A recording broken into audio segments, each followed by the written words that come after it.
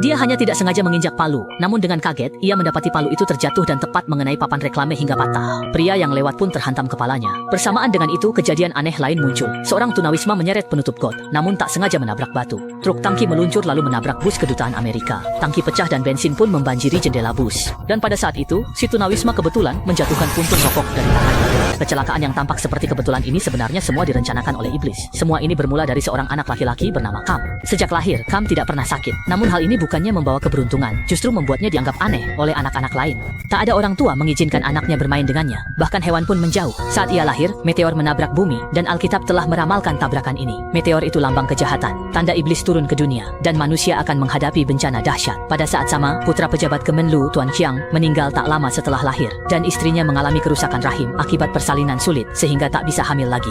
Tak lama kemudian pastor membawa Tuan Chiang ke ruang bersalin lain, di mana ada seorang bayi yang lahir bersamaan dengan anaknya. Ibu bayi ini meninggal dunia saat melahirkan, dan sekarang bayi itu sudah tidak memiliki keluarga lain. Tuan Chiang sukarela merawat bayi itu tanpa sepengetahuan istrinya. Berkat kasih sayang mereka, Kam tumbuh sehat.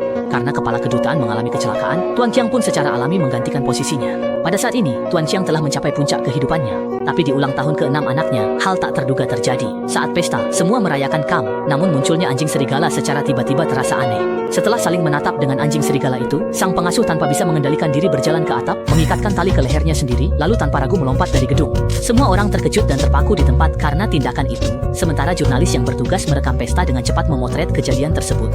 Chiang Ge berlari menenangkan putranya, namun Kam malah tenang, bahkan melambai pada anjing serigala itu. Keesokan paginya, kedutaan besar dikerumuni oleh para jurnalis, dan pesta ulang tahun Kam pun menjadi berita utama di surat kabar.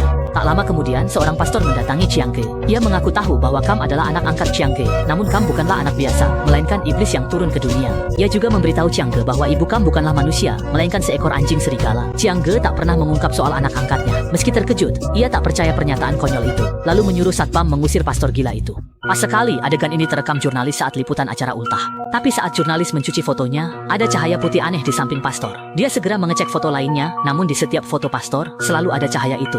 Saat itu, perasaan Chiang Ge sangat gelisah. Kata-kata pastor itu terus terngiang-ngiang di benaknya.